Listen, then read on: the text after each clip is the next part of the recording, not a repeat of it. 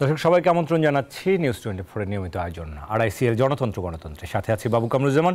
এই অনুষ্ঠানে আমরা কথা বলি সমসাময়িক রাজনীতি নিয়ে, রাজনীতির গতি প্রকৃতি বিশ্লেষণ করবার চেষ্টা করি। কোন দিকে আসলে যাচ্ছে রাজনীতির গতিপথ। আমরা আজকে কথা বলতে চাই নির্বাচন এবং সুনির্দিষ্ট রোডম্যাপ নিয়ে। আমরা জানি যে প্রধান উপদেষ্টা বিজয় দিবস উপলক্ষে জাতির উদ্দেশ্যে দেওয়া ভাষণে কিন্তু নির্বাচন নিয়ে একটি ধারণা দিয়েছেন, যদিও এরই মধ্যেই বিএনপি সহ অন্যান্য বামপন্থী দলগুলো প্রতিক্রিয়ায় জানিয়েছেন এই ধারণা দিলেও রোডম্যাপের বিষয়টি সুস্পষ্ট নয়। বিএনপি আসলে সুনির্দিষ্ট রোডম্যাপ চায়। সব মিলিয়ে আজকে দুজন অতিথি আমাদের সঙ্গে স্টুডিওতে রয়েছেন। আমরা আজকে নির্বাচন এবং রোডম্যাপ নিয়ে কথা বলতে চাই। আমাদের সঙ্গে সৈয়দ ইমরান সালেহ প্রিন্স রয়েছেন, যুগ্ম মহাসচিব বিএনপি, স্বাগত জানাচ্ছি। ইমরান সালেহ প্রিন্স। রাজিকুজ্জামান রতন রয়েছেন, সহ সাধারণ সম্পাদক বাসদ, স্বাগত জানাচ্ছি রাজিকুজ্জামান রতন আপনাকেও। আমরা শুরুতেই একটু রাজিকুজ্জামান রতন আপনাকে দিয়ে শুরু করতে চাই। আমরা বিএনপির কাছ থেকে যে প্রতিক্রিয়া এর মধ্যে পেয়েছি, স্থায়ী কমিটির সদস্য সালাউদ্দিন আহমেদ কিন্তু এর মধ্যেই বলেছেনও যে প্রধান উপদেষ্টা নির্বাচনের সময় সম্পর্কে একটি ধারণা দিয়েছেন, কিন্তু তাতে স্পষ্ট কোনো রোডম্যাপ আসলে নেই। আপনারা শুরুতে আসলে একটা নির্বাচন সম্পর্কে সময় জানতে চাচ্ছিলেন, প্রধান উপদেষ্টা কিন্তু একটা সময় আসলে দিয়েছেন, যেহেতু সংস্কারের অনেকগুলো কাজও বাকি রয়েছে। আপনারা আসলে এই সময় সম্পর্কে ধারণা পাওয়ার পরেও কেন মনে হচ্ছে যে আসলে এটা অস্পষ্ট? জি, আমরা সৈয়দ ইমরান সালেহ প্রিন্স আপনার কাছে আসলে জানতে চেয়েছি। জি, কেননা আমি বিএনপির বিষয়ে বলছি। সালাউদ্দিন আহমেদ কিন্তু বলেছেন যে এই প্রধান উপদেষ্টার সময় সম্পর্কে যে ধারণা দিয়েছেন সেটি আসলে স্পষ্ট নয়।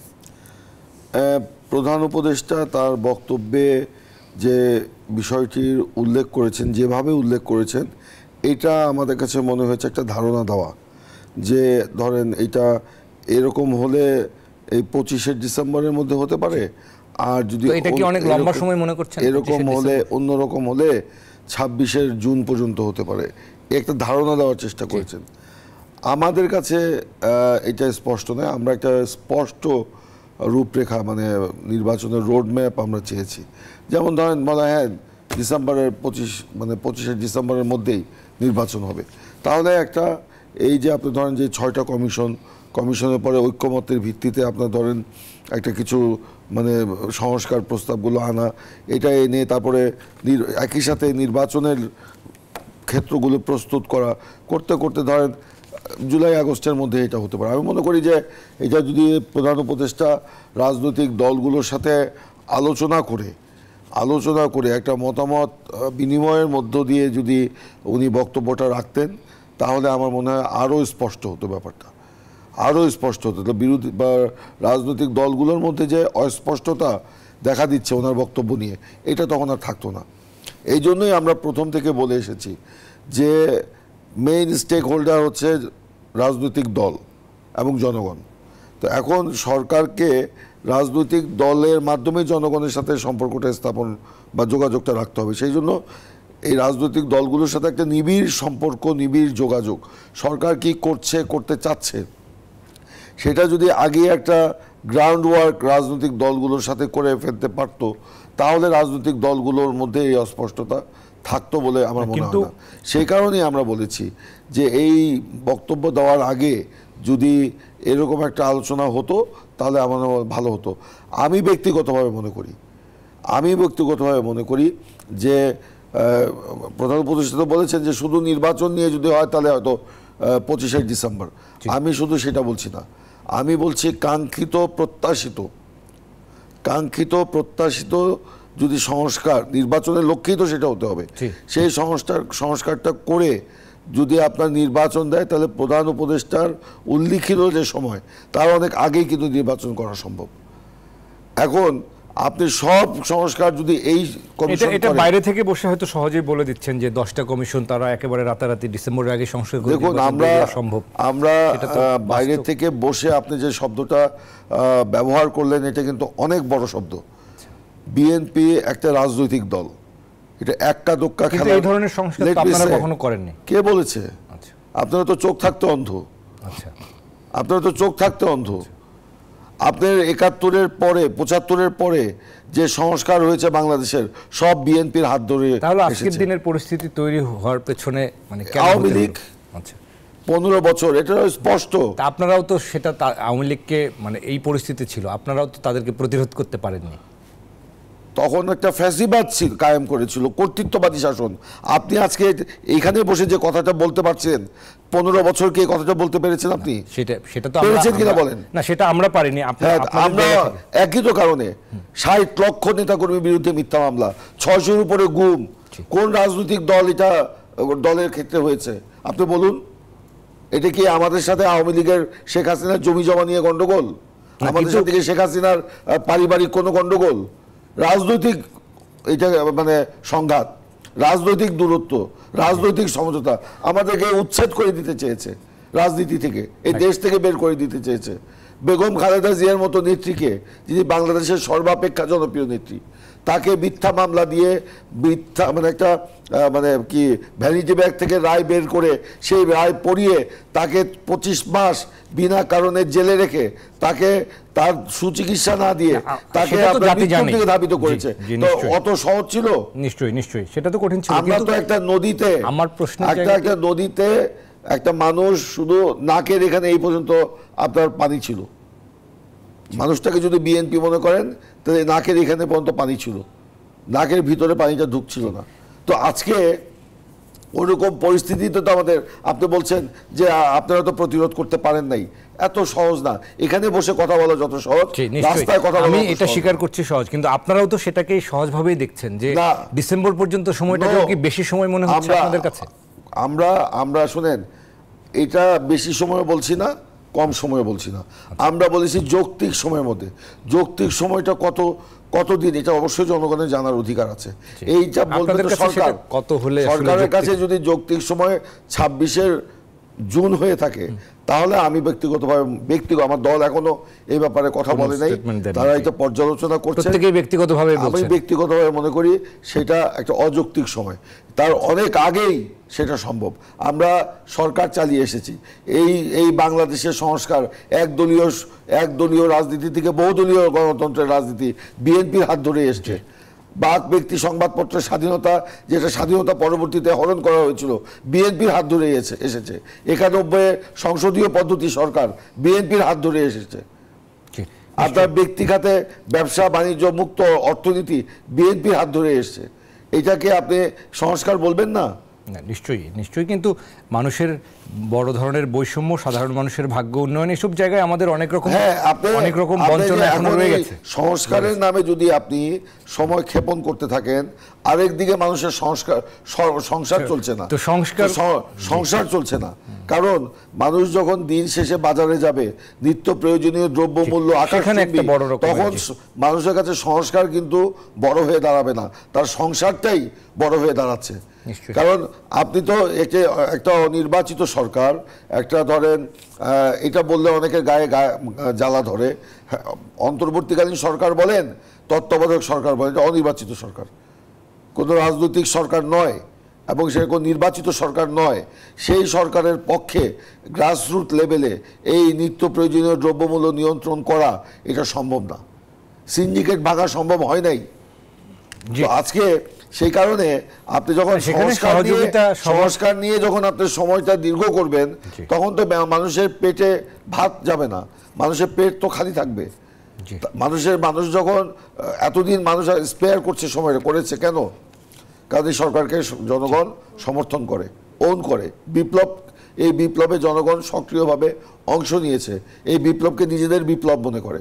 কিন্তু নিজেদের বিপ্লব করে আমরা যখন একটা স্বাধীন মুক্তভাবে আমরা বসবাস করতে চাচ্ছি, তখন যখন আমার পেটে ভাত থাকবে না, আমি যখন বাজারে গেলে নিত্য প্রয়োজনীয় দ্রব্যমূল্যের ঊর্ধ্বগতিতে আমার গায়ে আগুন জ্বলবে, যখন আমি চাকরি পাবো না, যখন আমি সব জায়গাতে আমি একটা সমস্যার ফেস করব, তখন কিন্তু সংস্কারটা মানুষের কাছে বড় হয়ে দাঁড়াবে না। সেই জন্যই বলেছি অতি জরুরি সংস্কার করে দ্রুত নির্বাচন দিয়ে জনপ্রতিনিধিত্বশীল সরকারের হাতে যদি আপনার ক্ষমতা হস্তান্তর করা হয়, সেই সরকার জনগণের সংসার সুন্দরভাবে চালানোর জন্য, তার নিত্য প্রয়োজনীয় দ্রব্যমূল্য নিয়ন্ত্রণের মধ্যে রাখার জন্য, তার ব্যবসা বাণিজ্য কর্মসংস্থান, তার যে আত্মমর্যাদা, তার যে আপনার সমসাময়িক যে মানে সমস্যাগুলো আছে, এগুলো নিরসন করতে সেই সরকার কাজ করবে। এবং সেটা যদি সেই সরকার ব্যর্থ হয়, তাহলে সেই সরকারের আগের সরকারের মতো পরিণতি হবে। জি, না আমি আসবো আপনার কাছে আবারও। আমরা রাজিকুজ্জামান রতন রয়েছেন, সহসাধারণ সম্পাদক বাসদ, আপনার কাছে আসতে চাই। আমরা দেখেছি বিএনপি একদিকে সহযোগিতার কথা যেগুলো বললেন এবং নির্বাচন নিয়ে তারা বলছেন যে আসলে সময় নষ্ট না করা, অন্যদিকে আমরা দেখতেছি 2 মাস পর থেকেই কিন্তু বিএনপি আসলে নির্বাচনের জন্য নানাভাবে আসলে এক ধরনের পরোক্ষ চাপ তো আসলে ছিলই। আপনাদের এই ধারণা ভুল। জি, আপনাদের এই ধারণা ভুল। সবকিছুকে এক পাল্লায় মাপা ঠিক হবে না। না, আসবো আপনার কাছে। রাজিকুজ্জামান রতন, আপনার কাছে একই প্রশ্ন। নির্বাচন নিয়ে সুনির্দিষ্ট রোডম্যাপ নিয়ে বিএনপির যেটি বলেছেন, তারা আসলে আরও সুনির্দিষ্ট রোডম্যাপ চান। এতদিনে অন্তত এটি হয়েছে যে ডক্টর ইউনূস কিন্তু তার অবস্থান পরিষ্কার করেছেন। তারা শুরু থেকেই বলেছেন তারা আসলে ক্ষমতায় দীর্ঘকাল থাকতে আসেননি। তারা এখন একটা মেয়াদের ধারণাও তারা দিলেন।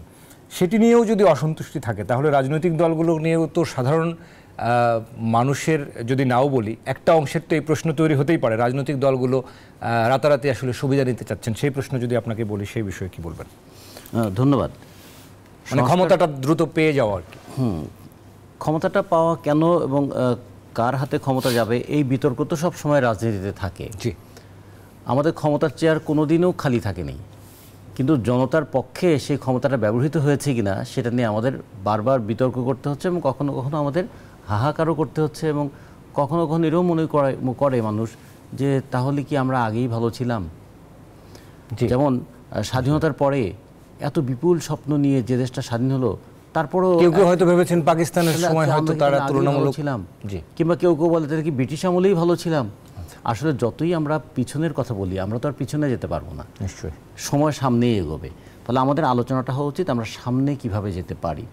পিছনের ঘটনাগুলো আমাদের কাছে অতীতের শিক্ষা হিসেবে থাকুক, সেগুলো আমাদের অভিজ্ঞতা হিসেবে থাকুক। আমরা ভবিষ্যতের পথটাকে আরও মসৃণ করতে চাই, জনগণের জন্য অবারিত করতে চাই। সংস্কারের কথাটা যখনই আসে তখন আমাদের মধ্যে কখনো কখনো সংশয় তৈরি হয়, কিন্তু সংস্কার ছাড়া তো একটা সমাজও চলে না, ব্যক্তির চিন্তাও চলে না। আমি 5 বছর আগে যে চিন্তা করতাম সেই চিন্তা নিয়ে এখন চলি না। আমাকে অনেক ক্ষেত্রে নতুন নতুন চিন্তাকে গ্রহণ করতে হচ্ছে, কর্মক্ষেত্রেও তাই। ফলে শাসন পরিচালনার ক্ষেত্রে সংস্কারের প্রয়োজনটা কেন দেখা দিয়েছিল এবং কেন মানুষের মধ্যে সংস্কার আকুতিটা তৈরি হয়েছিল, তার মধ্যে 3টা যদি মোটা দাগের ব্যাপার দেখি।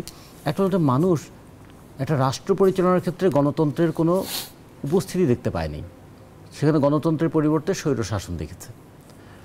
মানুষ অর্থনীতিতে কোনো স্বচ্ছতা দেখতে পায়নি, সেখানে দেখতে পেয়েছে অবাধ দুর্নীতি, লুটপাট, টাকা পাচার। তৃতীয়ত, মানুষ তার জন্মগতভাবে কথা বলার অধিকারের যেটা স্বাধীনতা লালন করে আসে, আমাদের সংবিধানেও যেটা স্বীকৃতি দেওয়া হয়েছে, তার উপর আইনি আক্রমণ এবং আইন বহির্ভূত আক্রমণ।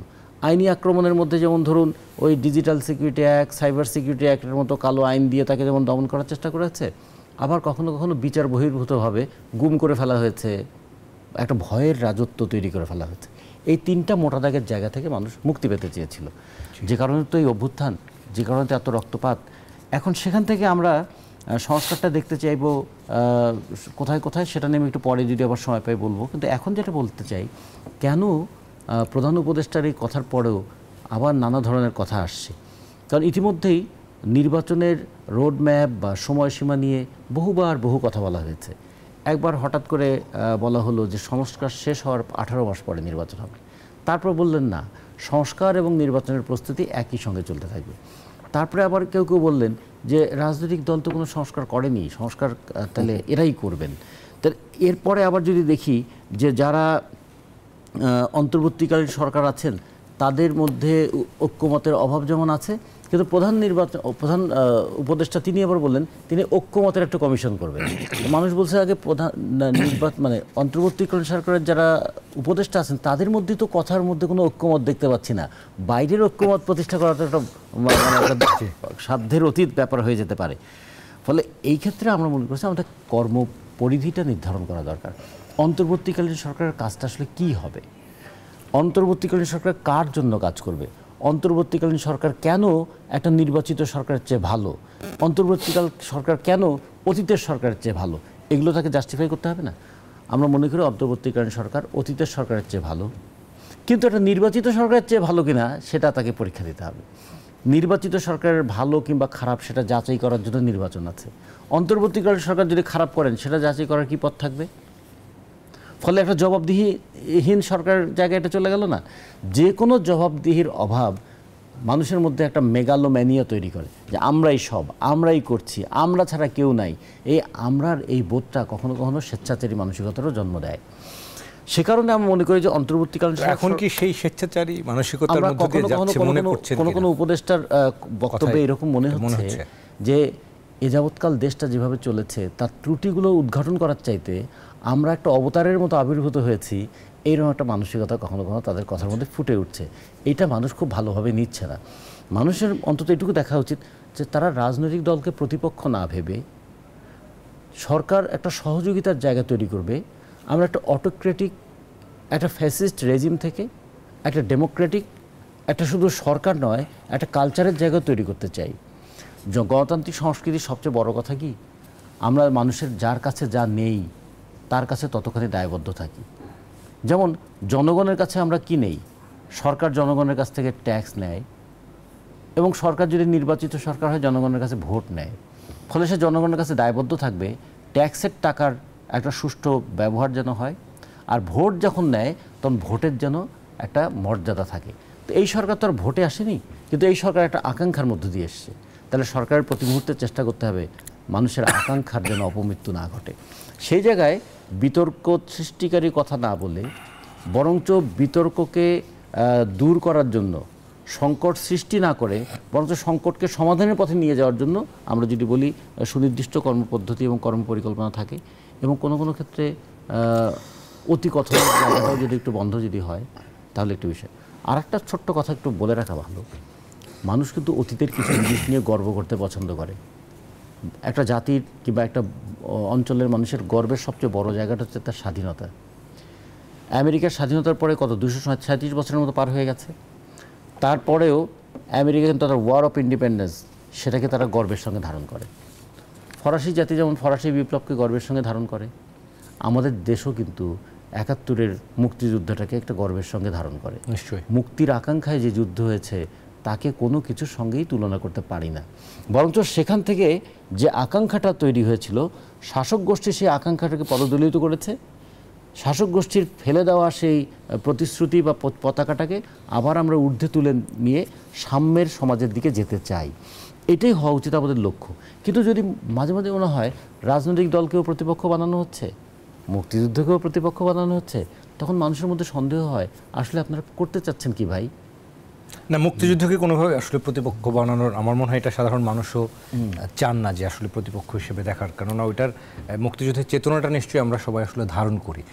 নতুন করে আমরা আকাঙ্ক্ষা তৈরি হয়েছে অভ্যুত্থানের মধ্য দিয়ে, চেতনাটা তো নিশ্চয়ই রয়েছে এবং সেই আকাঙ্ক্ষাটাও তৈরি হয়েছে মুক্তিযুদ্ধের চেতনাটাকে পরিত্যাগ করার মধ্য দিয়ে। মুক্তিযুদ্ধের চেতনার মধ্যে সাম্যের কথা যেটা ছিল, যে মানবিক মর্যাদার কথা ছিল, যে সামাজিক সুবিচারের কথা ছিল, সেই পথে যদি বিগত সরকার হাঁটতো তাহলে সেটাই প্রশ্ন হয়ে দাঁড়িয়েছে। এবং মুক্তিযুদ্ধটাকেও আবার দলীয়করণ করা হয়েছে, এটা নিজের সম্পদ বানিয়ে ফেলার একটা চেষ্টা করা হচ্ছে, যে কারণেই কিন্তু মুক্তিযুদ্ধ আবার নিজের যে স্বকীয়তা এবং সেটি হয়তো হারিয়েছে। যেটা আমি আগে বলেছিলাম যে একটা সাইকোলজিতে একটা কথা বলে মেগালোম্যানিয়া, সেটা হচ্ছে কখনো কখনো রাষ্ট্রনায়কদের মধ্যে এইরকম ধারণা তৈরি হয়, আই অ্যাম দ্য স্টেট। আমরা বিগত সরকারের মধ্যে কখনো কখনো মনে হচ্ছে যে আমি এই আমিটা কিন্তু শুধুমাত্র জনগণের কানে খারাপ লাগে তা না, নিজের মধ্যে আমার একটা ধারণা তৈরি করে যে একসময় বলেছিল যে আমাকে ছাড়া সবাইকে কেনা যায়। তো এই যে তার মানে কি কেনা বেচার মানুষ হয়ে গেলাম আমরা সবাই। এইরকম ঘটনা আমরা যেন পুনরাবৃত্তি না দেখি, সে কারণেই তো গণঅভ্যুত্থানটা। ফলে এই অভ্যুত্থান পরবর্তী সরকার আমাদের মধ্যে একটা ডেমোক্রেটিক কালচারের পরিবেশটা তৈরি করবে, সেটাই আমরা প্রত্যাশা করি। জি, নিশ্চয়ই। অনেক ধন্যবাদ রাজিকুজ্জামান রতন। আমরা ইমরান স্যার ছোট্ট করে আপনার কাছে মন্তব্য নিয়ে এরপর বিরতিতে যেতে চাই। আমরা আসলে অ্যাটলিস্ট এটুকু কি বলা যায় যে আমরা যে একটা ধারণা পেলাম এই যে নির্বাচন সম্পর্কে, সেটি থেকেও তো একটা রাজনৈতিক এবং অর্থনৈতিক স্থিতিশীলতা তৈরির একটা সম্ভাবনা তৈরি হয় কিনা এর মধ্য দিয়ে? যে ধারণা নয়, আমরা একটা সুস্পষ্ট রূপরেখা চাই। এটা কোনো ধারণা নিয়ে কাজ করা ঠিক না। যদি, কিন্তু, তবে এসব কথা দিয়ে যে একটা ধারণা দেওয়া হলো, এইটা কিন্তু এত গোলমেলে একটা অবস্থা হয়ে যাচ্ছে। আমরা যত কম সময়ের মধ্যে সময় নষ্ট না করে একটা কম্প্রিহেনসিভ সংস্কার করে আমরা একটা নির্বাচন করব আমাদের জন্য, দেশের জন্য, জনগণের জন্য, জুলাই আগস্টের গণবিপ্লবের জন্য, ততই কিন্তু লাভ। কারণ যত সময় দীর্ঘ হবে এই ষড়যন্ত্রকারীরা ততই কিন্তু তৎপর হবে। আপনার ষড়যন্ত্র শুধু আমার দেশের ভিতরেই নয়, আমার সীমান্তের ওপার থেকেও ষড়যন্ত্র হচ্ছে। আপনি কি আজকে দেখেন নাই যে ভারতে এতদিন তো আমরা দেখেছি বিজেপি রাস্তায় ছিল ওই কল্পিত মানে হিন্দু দমনের মানে কি বলে কথিত আপনার দাবি নিয়ে। আজকে সেখানে কংগ্রেস আপনার ইয়ের নেতৃত্বে কি প্রিয়াঙ্কার নেতৃত্বে তারাও সেখানে একই দাবি নিয়ে, বিজেপির একই দাবি নিয়ে আপনার সেখানে কিন্তু রাস্তায় তারা মিছিল করেছে। তো সেইটা কিন্তু ষড়যন্ত্রটা ওখানে কিন্তু বসে নেই। তো আপনি কি করবেন? আপনার বাসায় যদি আপনি দেখেন যে ডাকাত আসছে, তাহলে কি আপনি বসে থাকবেন? ডাকাতকে রোধ করার জন্য আপনার যেই রাস্তাগুলো আছে সেটা বন্ধ করতে হবে। তো সেটা বন্ধ করতে যদি হয় তাহলে আপনি ওই যে বলছি যে অতি দ্রুত সংস্কার, আপনি বলছেন যে 2 মাস যেতে না যেতেই আমরা মানে সরকারের প্রতি নির্বাচনের চাপ দিয়েছি। নো, আমরা কোনো চাপ দিইনি। একটা রাজনৈতিক হ্যাঁ, রোডম্যাপ চাওয়া কি চাপ? না, নিশ্চয়ই। একটা রাজনৈতিক দল নির্বাচনের কথা বলবেই। একটা রাজনৈতিক দল সরকার কি করছে, এই সরকারকে আমরা ওন করি, এই যে আমাদের সরকার কি করছে এটা কি জানার অধিকার আমাদের নেই? নিশ্চয়ই, এটা সবারই। জনগণের অধিকার নেই?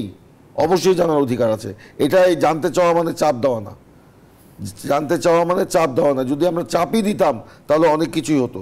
আমরাই সরকারকে ওন করি, সরকার যাতে ব্যর্থ না হয় সেজন্য আমরা কাজ করছি, সরকারকে আমরা সহযোগিতা করছি। যদিও সরকারের মধ্যে 2-1 উপদেষ্টার মধ্যে আমরা অস্থিরতা দেখতে পাচ্ছি, তারা বলছে আমরা নাকি রাজনৈতিক দলগুলো সরকারকে ব্যর্থ করতে চাই। আবার কেউ কেউ বলছে 54 বছরে নাকি রাজনীতিবিদরা সংস্কার করেনি। বাংলাদেশে যে সংস্কারটা এসছে রাজনীতিবিদদের হাত ধরেই এসছে। আওয়ামী লীগের ব্যর্থতার দায়িত্ব বিএনপি বা অন্য কোনো রাজনৈতিক দল গ্রহণ করবে না। নিশ্চয়ই। আমরা ফিরে এসে আরও কথা বলবো, একটা বিরতি নেবার সময় হচ্ছে। দর্শক, আড়াইসিএল গণতন্ত্রে কথা বলছি নির্বাচন ও রোডম্যাপ নিয়ে। আমরা আরও কথা বলবো একটা বিরতির পর, আশা করি আমাদের সঙ্গেই থাকবেন। দর্শক, বিরতির পর আবারও স্বাগত। আড়াইসিএল গণতন্ত্রে কথা বলছি নির্বাচন ও সুনির্দিষ্ট রোডম্যাপ নিয়ে। আমাদের সঙ্গে দুজন অতিথি রয়েছেন। সৈয়দ ইমরান সালেহ প্রিন্স রয়েছেন, যুগ্ম মহাসচিব বিএনপি, আরও একবার স্বাগত জানাচ্ছি। আমাদের সঙ্গে রয়েছেন রাজিকুজ্জামান রতন, সহ সাধারণ সম্পাদক বাসদ। আমরা দুজনকেই স্বাগত জানাই। ইমরান সালেহ প্রিন্স, আমরা বিরতির আগে যে বিষয়টি নিয়ে বলছিলাম, নির্বাচনী রোডম্যাপ নিয়ে একটি ধারণার কথা বলছিলেন, যে ধারণাটি আপনারা আরও সুস্পষ্ট করে জানতে চাচ্ছেন রোডম্যাপ। যাদের উদ্দেশ্যে ভাষণে ডক্টর ইউনূস যে কথাটি বললেন যে জাতীয় ঐক্যমত্য প্রতিষ্ঠায় একটি কমিশন করার কথা তিনি বলেছেন, যে 6টি কমিশন রয়েছেন তাদেরকে নিয়েই যারা নির্বাচনকে আরও বেশি ফ্যাসিলিটেট করবার ক্ষেত্রে কাজ করবেন। নতুন এই কমিশন চেষ্টা করবেন যে ঐক্যমত্য তৈরি করা এবং সবার সঙ্গে আলোচনা করে কীভাবে নির্বাচন অনুষ্ঠান করা যায় সে ব্যাপারে পরামর্শ চূড়ান্ত করা। মোটা দাগে এই কমিশন গঠনের উদ্যোগটাকে কীভাবে দেখেন? জি, আমরা আজকে গতকালকে তার বক্তব্যে আমরা এটা দেখেছি। আমাদের পার্টির হাইকমান্ড বিষয়গুলো পর্যালোচনা করছেন এবং অচিরেই এই বিষয়ে আমাদের আনুষ্ঠানিক বক্তব্য আমাদের দলের এবং অন্যান্য রাজনৈতিক দলগুলোর সাথে আলোচনা করে আমরা সমষ্টিগত আমাদের বক্তব্য হয়তো আমরা উপস্থাপন করব। তবে আমি আগেই বলেছি আমার আগের পার্টির বক্তব্যে, তা এই মানে মৌলিক সিদ্ধান্তমূলক যে বক্তব্যগুলো যেগুলো খুবই গুরুত্বপূর্ণ, এগুলো বক্তব্যের আগে যদি রাজনৈতিক ঐক্যমত্যের মধ্য দিয়ে বা রাজনৈতিক দলগুলোর সাথে একটু ধারণা নিয়ে যদি করা যেত, তাহলে আমি বললাম যে আমাদের মধ্যে অস্পষ্টতা কিংবা আমাদের মধ্যে যে একটা এগুলি নিয়ে যে একটা অস্থিরতা কিংবা একটা মানে দ্বিধাদ্বন্দ্ব এগুলি কিন্তু থাকতো না। যে কিছুদিন আগেই আমরা দেখেছি যখন বাংলাদেশের বিরুদ্ধে ভারতের বা মিডিয়াগুলোতে ব্যাপক অপপ্রচার এবং বিভিন্ন ইস্যুতে ভারতের যে বক্তব্য আসছিল, তখন কিন্তু প্রধান উপদেষ্টা আমাদের আহ্বানে সাড়া দিয়েই তিনি কিন্তু জাতীয় ঐক্য সৃষ্টি করার জন্য রাজনৈতিক দলগুলোকে ডেকেছিলেন। সেখানেও যদি এই আলোচনাগুলো আসতো বা ওখান থেকে যদি ছোট ফর্মে আলোচনাগুলো হতো, তাহলে আমার মনে হয় জিনিসগুলো আরও ভালো হতো। এই কমিশন কিন্তু এই কাজগুলোই করবে বলা হয়েছে না, সেটা আমি বলছি। তো সেখানে আপনার রাজনীতি ছাড়া কোন সংস্কারটা টেকসই হবে? রাজনীতিবিদ ছাড়া কোন কমিশনটা টেকসই আপনার ফল দিতে পারবে? আপনারা সুশীল সমাজ একসাথে বসে একটা কিছু দিল আর সবাই সেটা গ্রহণ করে নিবে? রাজনীতিবিদরাই তো দেশ শাসন করবে, দেশ চালাবে, দেশ পরিচালনা করবে। নিশ্চয়ই সুশীল সমাজ সেটা করবে না। হ্যাঁ, সুশীল সমাজের মতামত বক্তব্য অবশ্যই প্রণিধানযোগ্য এবং সেগুলোকে গ্রহণ করতে হবে, যেগুলো গ্রহণ করার সেগুলো গ্রহণ করতে হবে। আমরা গ্রহণ করতে রাজিও আছি। কিন্তু আমরা যে বলছি যে অযথা সময় নষ্ট করা, আমি ব্যক্তিগতভাবে মনে করি বিষয়গুলিকে এইভাবে ঘুরিয়ে পেঁচিয়ে বা বিভিন্নভাবে করে এই সময়টা কিন্তু ওইভাবে নষ্ট হচ্ছে। এইভাবে নষ্ট না করে যারা আপনার স্টেক হোল্ডার তাদের সাথে আপনি সরাসরি কথা বলে জিনিসগুলো যদি ঠিক করতেন তাহলে অবশ্যই হতো। আপনি মনে করেন এই যে সংস্কার কমিশন গঠন করা হয়েছে, তারা যেসব আলোচনাগুলো করছে আমরা পত্রপত্রিকা বা মিডিয়াতে দেখছি, আমরা যে 32 দফা দিয়েছি সকল আন্দোলনরত রাজনৈতিক দলগুলো একসাথে মিলে, তার বাইরে কোন আলোচনাটা সেখানে আছে? যে 2-4টা আছে এগুলো অবাস্তব, সেগুলো অবাস্তব। বাংলাদেশের রাজনৈতিক বাস্তবতায় সেগুলো বাস্তবায়ন করা সম্ভব না। আবার সব সংস্কার, আপনি যে একজন উপদেষ্টা বললেন 54 বছরে কোনো আপনার সংস্কার হয়নি, আমি তো একটু আগেই বললাম যে আমরাই তো করেছি সংস্কার, এবং বলছে ও রাজনীতিবিদরা করতে পারলে আমাদের উপর দায়িত্ব কেন? আমরা সব দায়িত্ব তো ওনাদের উপর দিতে চাচ্ছি না, এত লোড কেন ওনারা নিতে যাচ্ছেন? আমরা বলছি আরো সহজ করে দিতে চাই। যে আপনার ধরেন সব যদি ওনারা করতে চান, আপনি ধরেন সংবিধান সংস্কার কিভাবে করবে সংসদ ছাড়া? আজকে যে পঞ্চদশ সংশোধনী বাতিল করে কোর্ট যে রায় দিল, হাইকোর্ট, সেখানেও তো বলা আছে যে পঞ্চদশ সংশোধনীর সব কিন্তু তারা বাতিল করেনি, একটা পার্ট তত্ত্বাবধায়ক সরকারের বিধান যেটা বাতিল করেছিল সেটা তারা পুনর্বহাল করেছে। বা পঞ্চদশ সংশোধনীর বাকি যে সাবজেক্টগুলো ছিল সেগুলো আগামী সংসদের উপরে তারা ছেড়ে দিয়েছে। সংসদ সেই সংবিধান সংশোধন করবে, এবং সেই রায়ে কিন্তু স্পষ্ট করে লেখা আছে যে এই সংবিধান সংশোধনে একমাত্র এখতিয়ার হচ্ছে সংসদ। তাহলে কোর্ট তো বলেই দিল, একটা কিন্তু একটা আপনি রেফারেন্স কিন্তু পেয়েই গেলেন কোর্ট থেকে, যে সংবিধান সংশোধন তো এই অন্তর্বর্তীকালীন সরকার করতে পারবে না। সেই জন্য আমরা অন্তর্বর্তীকালীন সরকারকে বলছি যে নির্বাচনের লক্ষ্যে অতি প্রয়োজনীয়, জনগুরুত্বপূর্ণ, নির্বাচনের জন্য গুরুত্বপূর্ণ, প্রশাসনের জন্য গুরুত্বপূর্ণ, রাষ্ট্রের জন্য গুরুত্বপূর্ণ যে সংস্কার, সেগুলো করে, এবং সেগুলি করতে 3 থেকে 4 মাসের বেশি সময় লাগার কথা না। সেগুলো করে আপনার নির্বাচন যদি দিয়ে দেয় তাহলে এই ষড়যন্ত্রের হাত থেকে তো জাতির মুক্তি পায়। তারপর নির্বাচিত সরকার তারা করবে। এখন আপনি বলতে পারেন নির্বাচিত সরকার যদি না করে, আমরা জাতির সামনে আমরা অঙ্গীকার করেছি, এটাকে আওয়ামী লীগ প্রতারক দল, আমরা 15 বছর রাজপথে হেঁটে হেঁটে দমন নিপীড়ন করে, বুলেট খেয়ে, রক্ত ঝরিয়ে, গুম হয়ে আমরা জাতির সামনে আমরা কি অঙ্গীকার করি নাই? আওয়ামী লীগের অঙ্গীকারে কোনো বিল পাওয়া যাবে? নিশ্চয়ই আমরাও সেই পরিবর্তন আসুক, সেটা আমরাও চাই। আমরা আর একটা বিষয় হলো সংস্কার কিন্তু ফুল স্টপ দেওয়া যাবে না। আজকে আমি যে সংস্কারের কথা বলছি 2 বছর পর সেটা কিন্তু পরিবর্তন করতেই হতে পারে, এটা চলমান প্রক্রিয়া।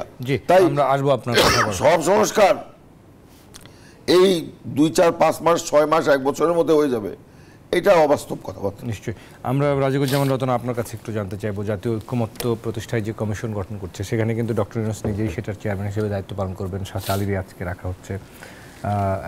এই বিষয়টিকে আসলে কিভাবে দেখছেন, যে এই কমিশনের অন্যতম কাজ হবে যে রাজনৈতিক দল সহ সব পক্ষের সঙ্গে আসলে মত বিনিময় করা, তো এই উদ্যোগটাকে আসলে সাধুবাদ জানাবেন কিনা? এটা একটা সদিচ্ছাপ্রসূত ধারণা। আমরা মনে করি তার এই ধারণাটার মধ্যে সম্ভাবনার একটা বড় দিক আছে। আশঙ্কার দিকগুলো আমরা একটু পরে আলোচনা করি। প্রথমে সম্ভাবনার দিকটা বলি। তা সম্ভাবনাটাকে বাস্তবায়িত করতে গেলে তো সুনির্দিষ্ট হতে হয়, সম্ভাবনা কখনো অনির্দিষ্ট হয় না। যদিও এটা যদি স্ট্যাটিস্টিক্সে অনেক সময় অনেকে বলে স্ট্যাটিস্টিক্যালি কোনো জিনিসকে অ্যাচিভেবল ও নন অ্যাচিভেবল এইভাবে ভাগ করা যেতে পারে, কিন্তু যখন আমরা সম্ভাবনা বলছি তখন সেটাকে ইতিবাচকভাবে দেখব।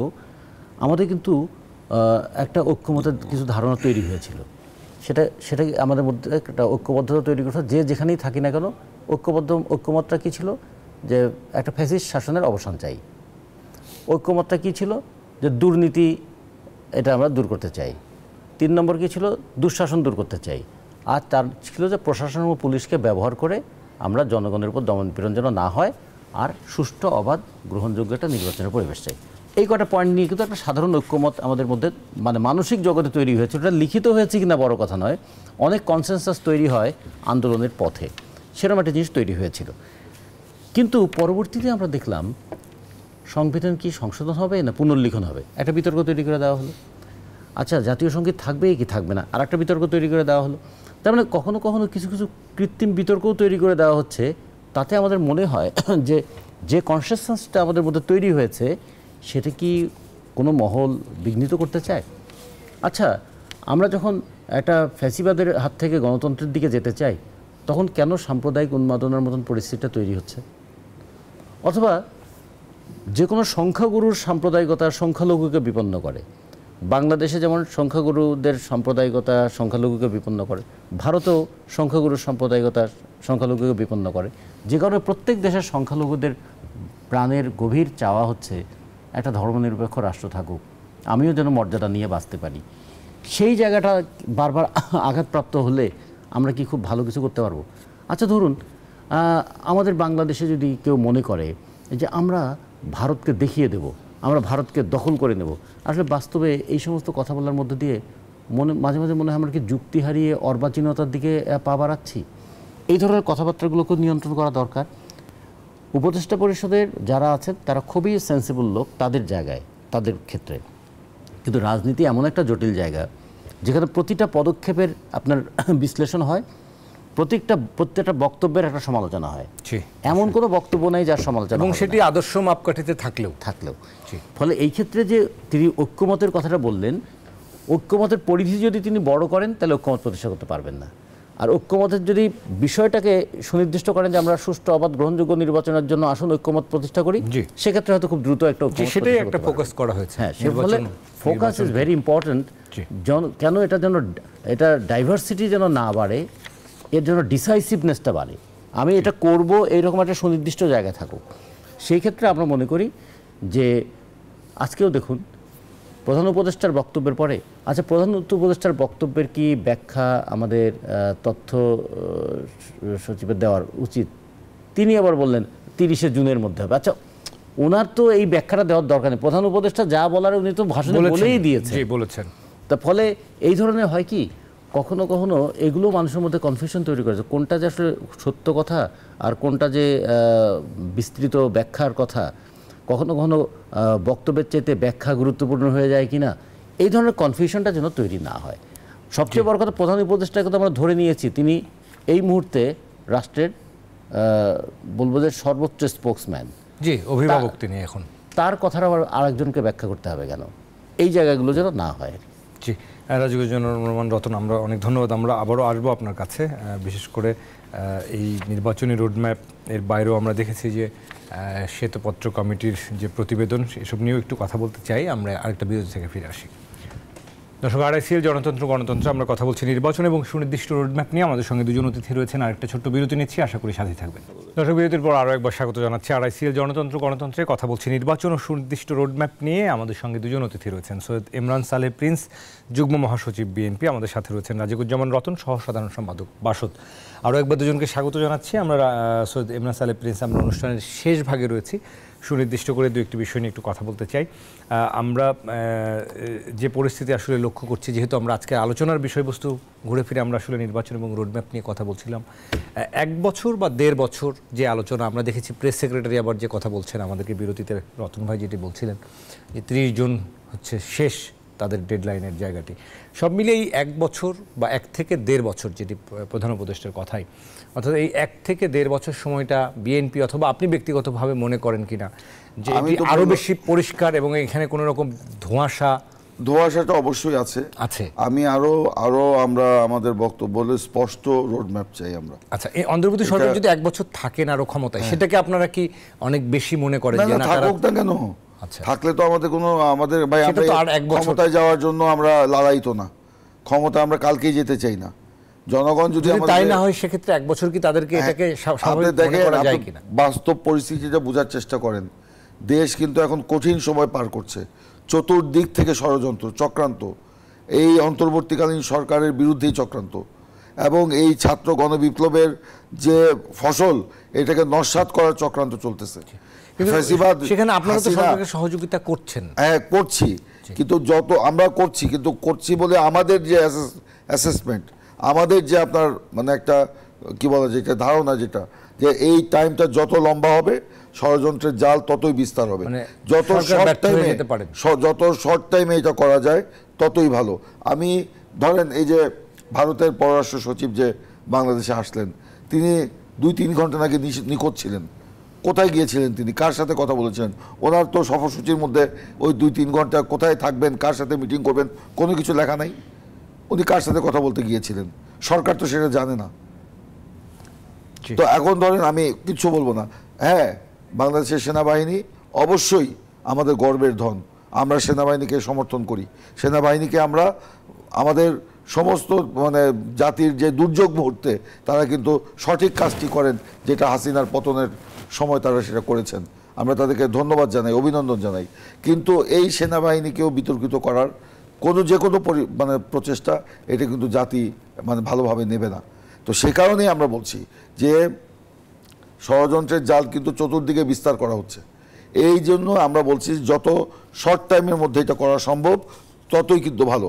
এখন সরকারের মধ্যে যদি সরকার থাকে তাহলে তো আপনার এই যে প্রধান উপদেষ্টা বলবেন যেটা, পরবর্তীতে আবার আরেক ধরনের একটা কথা আসবে। এখন সরকারের মধ্যে আমরা তো সরকারকে দেখতে চাই না, আমরা তো একটি মাত্র সরকারকে আমরা চাই যারা এখানে কঠিনভাবে ঐক্যবদ্ধভাবে এখানে কাজ করবে। তো এখন আপনি ধরেন এই যে আপনার কিছুক্ষণ আগে আমি ষড়যন্ত্রের কথাটা বলছিলাম, আজকে ধরেন এই বিজয় দিবসে ভারতের প্রধানমন্ত্রী মোদি যে টুইটটা করেছে, সেখানে তো তিনি বাংলাদেশের স্বাধীনতা যুদ্ধের কথা বলেই নাই, বলছে ভারতের সাথে যুদ্ধ হয়েছে। আসলে কি বাংলাদেশের সাথে ভারতের যুদ্ধ হয়েছে?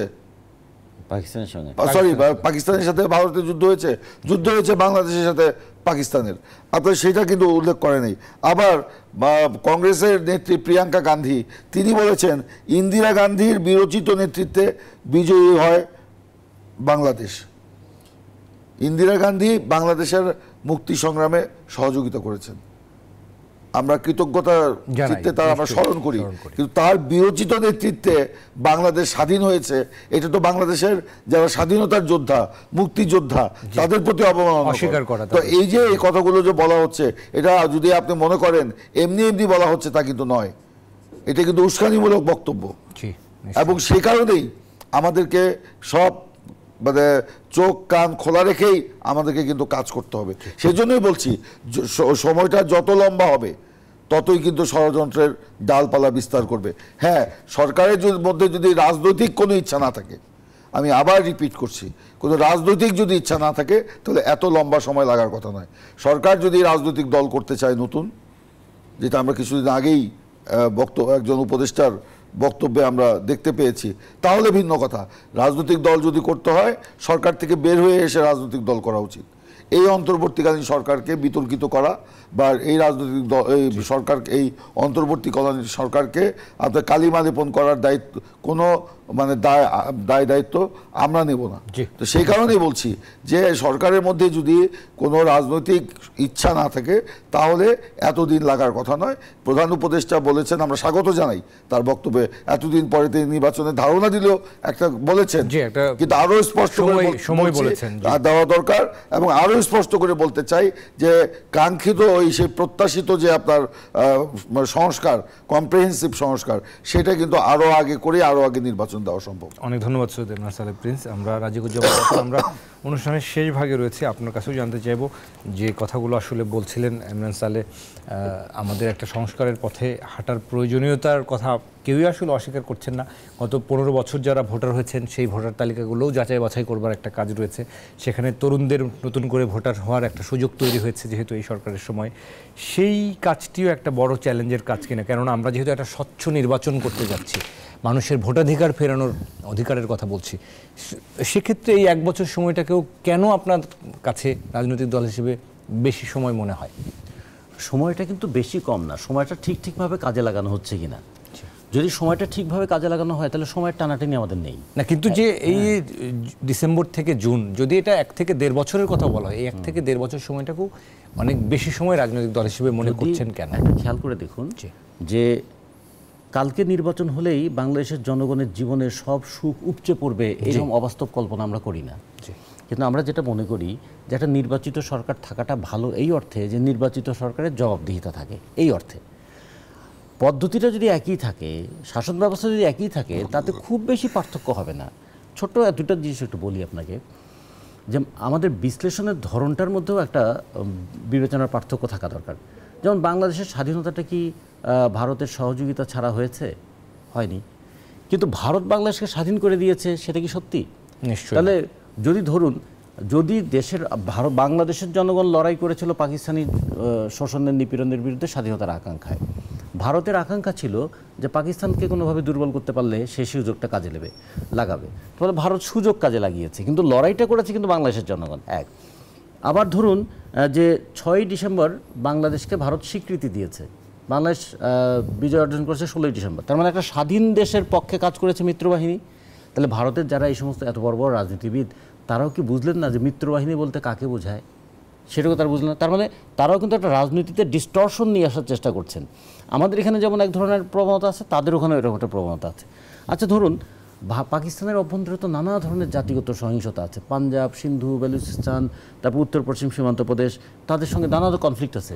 কোনো একটাকে তো স্বাধীন করে দিতে পারছে না। কিংবা কাশ্মীরে তো এতদিন ধরে ঘটনা চলছে, তাই কাশ্মীরকে তো পাকিস্তান স্বাধীন করে দিতে পারছে না, ফলে কেউ কাউকে স্বাধীনতা এনে দেয় না। এই রাজনৈতিক বোধ কি তাদের থাকবে না? ঠিক তেমনি আমাদের এখানেও আমরা একটা গণতন্ত্র প্রতিষ্ঠা করতে চাই। গণতন্ত্র প্রতিষ্ঠিত হবে জনগণের আকাঙ্ক্ষার ভিত্তিতে। কেউ দয়া করে আমাদেরকে গণতন্ত্র দেবে না। কেউ আমাদের এখানে সুষ্ঠু নির্বাচন পদ্ধতি আমি উপহার দিলাম এটা নয়। আমাদের অতীত ব্যর্থতার অভিজ্ঞতাগুলো আমাদের আছে। এইভাবে দিনের ভোট রাতে করলে নির্বাচন সুষ্ঠু হয় না, প্রশাসনকে এইভাবে কাজে লাগালে ভোট বিতর্কিত হয়ে যায়, পুলিশকে এইভাবে ব্যবহার করা উচিত নয়, সেই কথাগুলো কিন্তু আমাদের ঐক্যমতের একটা ধারণা তৈরি হয়েই আছে। এখন এই অন্তর্বর্তীকালীন সরকার সেই ধারণাগুলোকে বাস্তবে রূপ দেবেন, এটার জন্য খুব বেশি সময় লাগার কথা না। জি, নিশ্চয়ই আমরাও আশা করব তারা একটা ধারণা দিয়েছেন, এটি নিয়ে নিশ্চয়ই আরও আপনাদের সাথে একটা রাজনৈতিক দলগুলোর সাথে তাদের যেহেতু ঐক্যমত্যের সুযোগ রয়েছে, আলোচনার সুযোগ রয়েছে, ঐক্যমত্যের যে কমিশন আরও গঠন করার উদ্যোগ নিয়েছে, তার মধ্যে দিয়ে একটা পরিষ্কার ধারণা, আরও বেশি সুনির্দিষ্ট রোডম্যাপ যেটি আসলে বলছিলেন ইমরান সালেহ প্রিন্স, সেটি ফিরে আসবে। আপনাদের দুজনকে অসংখ্য ধন্যবাদ জানাই আজকের এই আলোচনায় সময় দেওয়ার জন্য। দর্শক, আমরা আড়াইসিএল গণতন্ত্র এই প্রত্যাশায় শেষ করব যে সরকারের কাছ থেকে যে সুনির্দিষ্ট রোডম্যাপ আসবে এবং নির্বাচন নিয়ে যে ধারণা এসছে, এখন নতুন করে একটা রাজনৈতিক এবং অর্থনৈতিক স্থিতিশীলতা তৈরি হবে আরও বেশি, সেই প্রত্যাশায় আজকে গণতন্ত্র আমরা শেষ করছি। আগামীকাল আবারও নতুন বিষয় নিয়ে, নতুন অতিথি নিয়ে দেখা হবে। আপনারা সবাই ভালো থাকুন, সুস্থ থাকুন, নিরাপদে থাকুন।